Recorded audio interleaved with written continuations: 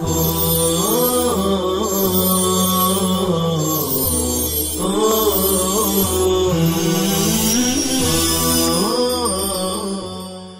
اللہ الرحمن الرحیم الحمدللہ رب العالمین والصلاة والسلام علی سید الانبیاء والمرسلین محمد وعلی آلہ وصحبہ اجمعین الی یوم الدین اما بعد۔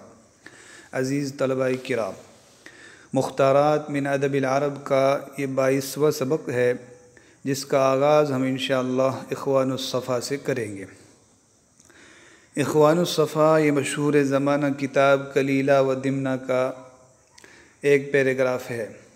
حضرت مولانا علی میاں رحمہ اللہ کو اللہ نے شروع سے ہی ایسے بہترین ماہر فن، مشفق و مہربان اساتذہ میسر فرما دیے تھے جنہوں نے حضرت رحمہ اللہ کی بہترین رہنمائی، بہترین تعلیم و تربیت فرمائی۔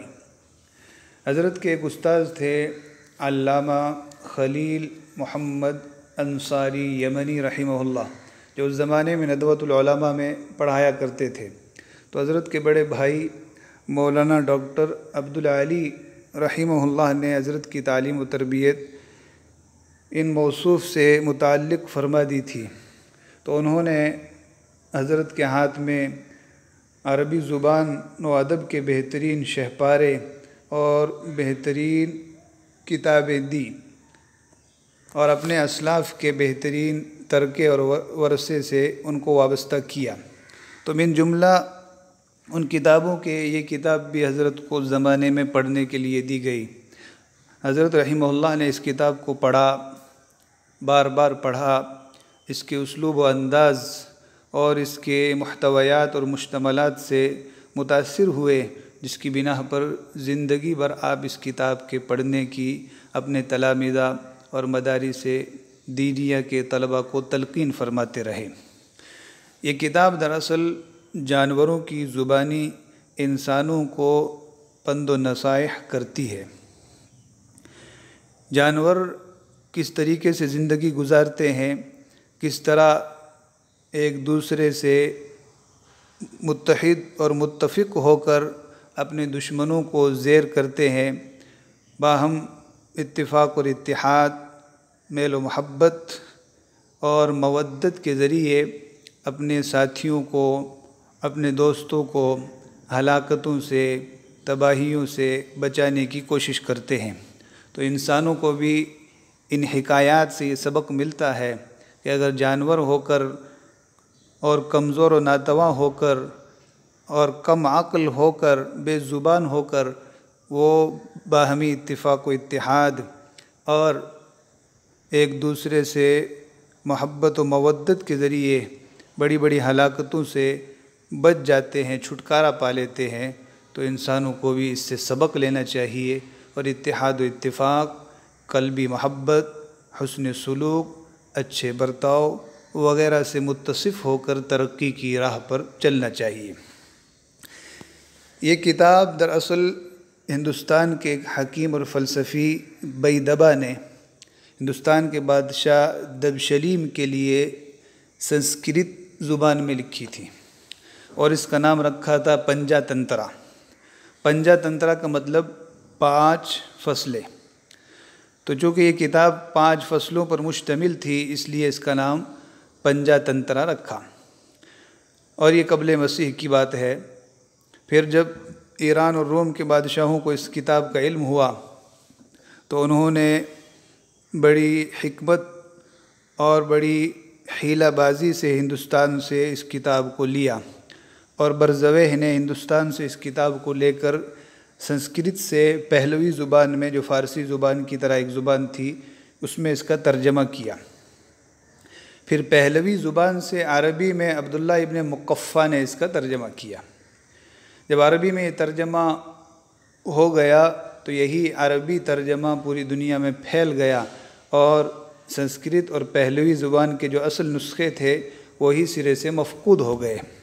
تو آج دنیا کی جتنی زبانوں میں یہ کتاب پائی جاتی ہے وہ عبداللہ ابن مقفع کے عربی ترجمے سے منتقل ہوئی ہے، باقی اصل سنسکرت اور پہلی زبان کے نسخے بالکل مفقود ہیں۔ یہ جو اخوان الصفا کا سبق ہے یہ الحمامۃ المطوقہ نامی فصل سے لیا گیا ہے۔ تو آپ دیکھیے کتاب کی طرف، اخوان الصفا، مخلص دوست۔ اخوان یہ اخن کی جمع ہے، دوسری جمع اخوتن آتی ہے، بھائی اور دوست کو کہا جاتا ہے۔ صفا، صفا یصفو صفون و صفاء، باب نصرہ کا مصدر ہے، اخلاص، صفائی اور بے کھوٹ ہونے کو بتلا رہا ہے۔ تو اخوان الصفا مخلص دوست، با وفا دوست۔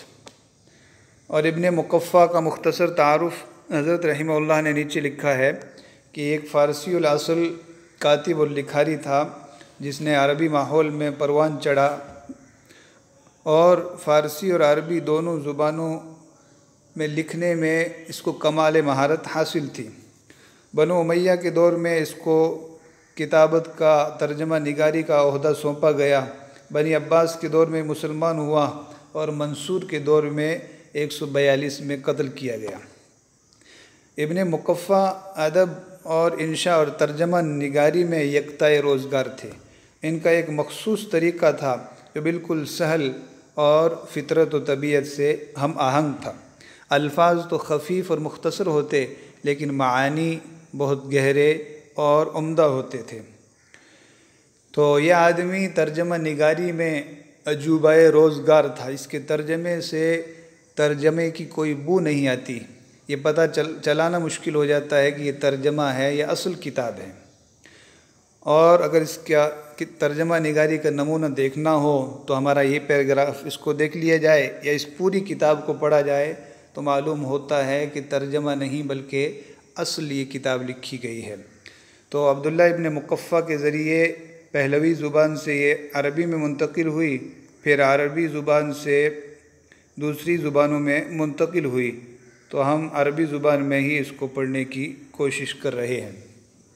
دیکھیں، فَبَيْنَمَا الْغُرَابُ فِي كَلَامِهِ إِذْ أَقْبَلَ نَحْوَهُمْ ظَبْيٌ يَسْعَىٰ۔ اسی دوران کہ کچھوا اپنے کلام میں تھا، کلام اور گفتگو کر رہا تھا، ان کی طرف ایک ہرن دوڑتا ہوا آیا۔ یہاں جو یہ نقطے لگے ہوئے ہیں ڈیش ڈیش، یہ حذف کلام کی علامت ہیں کہ اس سے پہلے سے مسلسل کلام چلا آ رہا ہے، جس کو حذف کر کے اس کلام کو یہاں رکھا گیا ہے۔ غراب کی جمع غربان، کوے کو کہا جاتا ہے۔ اقبل، اقبال آگے بڑھنا، نحو جانب اور سمت کو کہا جاتا ہے۔ ظبیٌ کی جمع ظبا، ہرن کو کہا جاتا ہے۔ اس سے ہم ایک تعبیر اخذ کر سکتے ہیں، فَبَيْنَمَا نَحْنُ فِي الْإِمْتِحَانِ السَّنَوِيِّ إِذْ هَجَمَتْ الْجَائِحَةُ كُورُونَا عَلَى الْعَالَمِ۔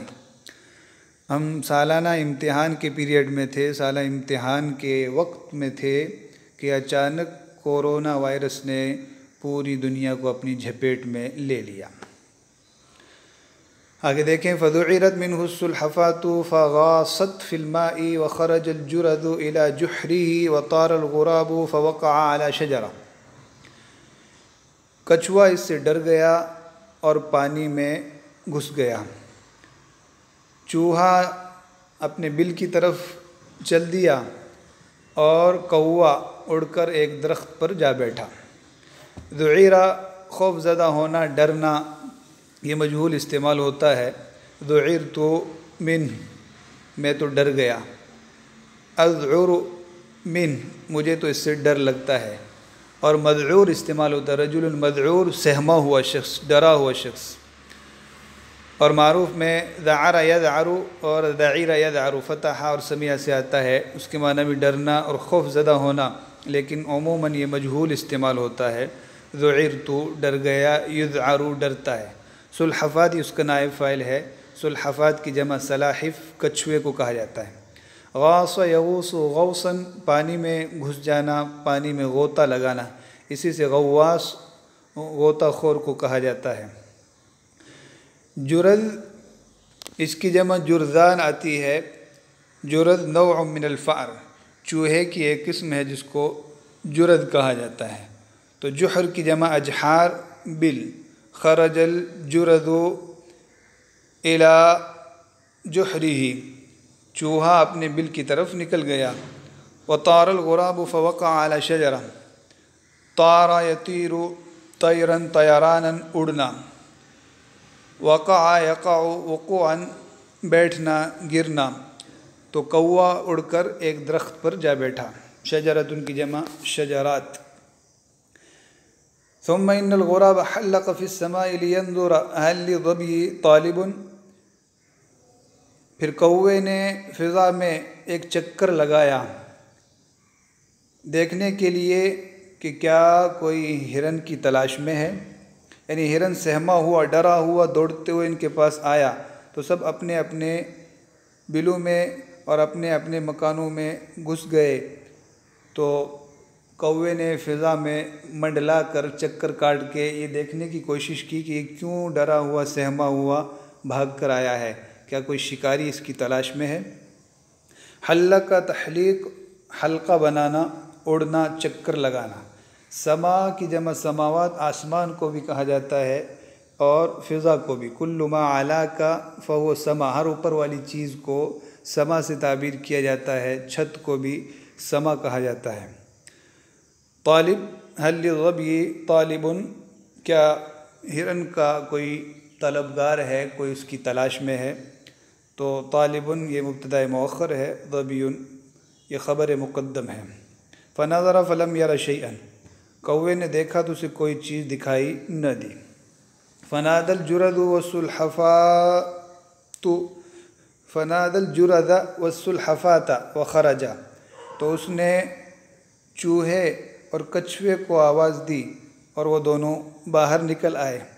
فقالت السلحفاة للظبي حين رأته ينظر إلى الماء، جب کچھوے نے ہرن کو پانی کی طرف نظر کرتے ہوئے دیکھا تو اس سے کہا، حين رأته ينظر إلى الماء، جب دیکھا کہ وہ پانی کی طرف نظر کر رہا ہے، دیکھ رہا ہے، تو اس سے کہا، اشرب ان کان بک عطش، اگر آپ کو پیاس لگی ہو تو پانی پی لیجئے۔ شرب یشرب شرب پانی پینا، عطش عطش یعطشو سے ہے پیاسا ہونا، تو پیاس کے معنی میں ہے۔ ان کان بک عطش، کانا کا اسم ہے، عطش اگر پیاس لگی ہے تو پیاسا ہے تو اشرب پانی پی لے۔ ولا تخف فإنه لا خوف عليك، ڈر مت، تجھے کسی چیز کا کوئی اندیشہ نہیں ہے۔ لا تخف، خاف یخاف سے لا تخف،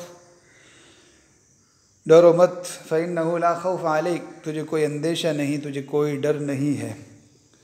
فدنا الظبی فرحبت به السلحفاة وحیته، ہرن قریب آیا تو کچھوے نے اس کو خوش آمدید کہا، مرحبا کہا اور اس کو سلام کیا۔ دنا یدنو دنون، قریب آنا۔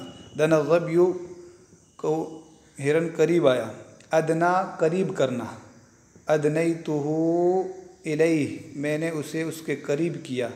ادنیت ھذا الکتاب الی الاستاذ، میں نے کتاب کو استاذ کے قریب کیا۔ دنا قریب ہونا۔ رحبا ترحیب، مرحبا کہنا، خوش آمدید کہنا، استقبال کرنا، باب تفعیل سے ہے۔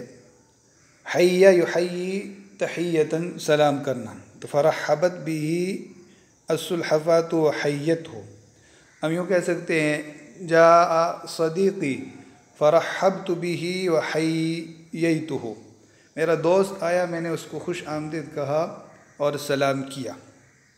وقالت له من این اقبلت، کچھوے نے ہرن سے کہا آپ کہاں سے آ رہے ہیں۔ من این اقبلت، آپ کہاں سے آ رہے ہیں، تو کسی سے بھی آپ پوچھ سکتے ہیں من این اقبلت، آپ کہاں سے آ رہے ہیں۔ قال كنت اسنح بهذه الصحاری، تو اس نے کہا کہ میں ان صحراؤں میں، ان بے آب و گیاہ میدانوں میں چرتا تھا۔ سنح یسنح، سنوح چرنا، گھاس کھانا۔ صحارا یہ صحرا کی جمع ہے، صحارا بھی پڑھ سکتے ہیں، صحاری بھی پڑھ سکتے ہیں، کئی جمع آتی ہے اس کی۔ صحراوات بھی جمع آتی ہے، جنگل، بے آب و گیاہ میدان جس میں پانی اور گھاس کا کوئی نشان نہ ہو۔ تو کہنے لگا کہ میں ادھر چرتا تھا، ادھر سے ادھر چلتا جاتا تھا۔ فلم تزل الاساورۃ تطردنی من مکان الی مکان، تو شکاری مجھے مسلسل ایک جگہ سے دوسری جگہ بھگاتے رہے۔ فلم تزل الاساورۃ تطردنی من مکان الی مکان، شکاری مجھے برابر ایک جگہ سے دوسری جگہ کی طرف بھگاتے رہے۔ اساورہ کی تحقیق نیچے پیش کر رہے ہیں، جمع اسوار بالضم و اسوار والکسر الرامی بالسہام۔ اسوار یا اسوار تیر انداز کو کہا جاتا ہے، تو تیر انداز یا شکاری مجھے مسلسل بھگاتے رہے کہ میں ادھر آنے پر مجبور ہوا۔ طرد یطرد طردن بھگانا، من مکان کی جمع امکنہ، من مکان الی مکان ایک جگہ سے دوسری جگہ، بہترین تعبیر ہے۔ لماذا تطردنی من مکان الی مکان، اب مجھے ایک جگہ سے دوسری جگہ کیوں بھگا رہے ہیں، مجھ سے چکر کیوں لگوا رہے ہیں۔ حتی رأیت الیوم شبحا، یہاں تک کہ آج میں نے ایک شخص کو دیکھا، فخفت ان یکون قانصا، تو مجھے ڈر لگا کہ کہیں وہ شکاری تو نہیں۔ شبح کی جمع اشباح آتی ہے، شبح دور سے نظر آنے والے جسم کو کہا جاتا ہے، شخص کو۔ اسی طرح پرچھائیں یا خیالی جو تصویر آتی ہے، دور سے کوئی چیز دکھے تو آدمی سمجھتا ہے کہ فلاں چیز ہے، تو اس خیالی تصویر کو یا پرچھائیں کو شبح سے تعبیر کیا جاتا ہے۔ اور رأیتو کا مفعول بھی ہے۔ قانص شکاری کو کہا جاتا ہے۔ فخفت ان یکون قانصا، تو مجھے کھٹکا ہوا، مجھے ڈر لگا کہ وہ شکاری تو نہیں۔ قانصا یہ یکون کی خبر ہے۔ قالت لا تخف فإنا لم نرها هنا قانصا قط، تو اس نے کہا ڈرو مت، ہم نے یہاں پر کبھی شکاری نہیں دیکھا۔ قنصا یقنص، قنص کا معنی ہوتا ہے شکار کرنا، قانص شکاری، ہم نے یہاں شکاری نہیں دیکھا۔ وَنَحْنُ نَبْذُلُ وُدَّنَا وَمَكَانَنَا، اور ہم اپنی محبت اور اپنا ٹھکانہ آپ کے لیے نچھاور کر رہے ہیں، آپ کے سامنے پیش کر رہے ہیں۔ بذل یبذل، بذل خرچ کرنا، پیش کرنا۔ ود، ود یود سے باب سمیہ سے واو مثلث ہے، یعنی اس پر تینوں حرکتیں درست ہیں، ود، ود اور ود۔ والماء والمرعى كثيران عندنا فارغب في صحبتنا، پانی اور چارہ ہمارے پاس بہت ہے تو آپ ہمارے ساتھ رہنے میں دلچسپی رکھیے۔ مرعا، مراعن چراگاہ کو کہا جاتا ہے، دونوں کی خبر ہے کثیران۔ فرغب فی صحبتنا، ہماری صحبت میں رغبت رکھیے، دلچسپی لیجیے۔ رغب یرغب رغبتاً، فی رغبت رکھنا، دلچسپی رکھنا، اور رغب عنہ اعراض کرنا، صلہ کے بدلنے سے معنی بدلے گا۔ فأقام الظبي معهم وكان لهم عريش يجتمعون فيه ويتذاكرون الأحاديث والأخبار، تو ہرن ان کے ساتھ ٹھہر گیا، ان کا ایک چھپر تھا جس میں وہ جمع ہوتے اور مختلف باتیں اور خبروں کا تبادلہ کرتے، مذاکرہ کرتے۔ عریش کی جمع عرائش، چھپر کو کہا جاتا ہے، سائبان کو کہا جاتا ہے۔ اقام اقامتاً ٹھہر جانا، مقیم ہونا۔ تذاکر باب تفاعل سے ہے، تذکرہ کرنا، ایک دوسرے کو سنانا، تو احادیث والاخبار یہ تذاکرون کا مفعول بھی ہی ہے، مختلف قصے، کہانی اور خبریں ایک دوسرے کو سنتے سناتے ہیں، ان کا مذاکرہ کرتے ہیں۔ آج یہیں تک بقیہ انشاءاللہ اگلی نشست میں۔ وصلی اللہ وسلم علی نبینا محمد وعلی آلہ وصحبہ اجمعین۔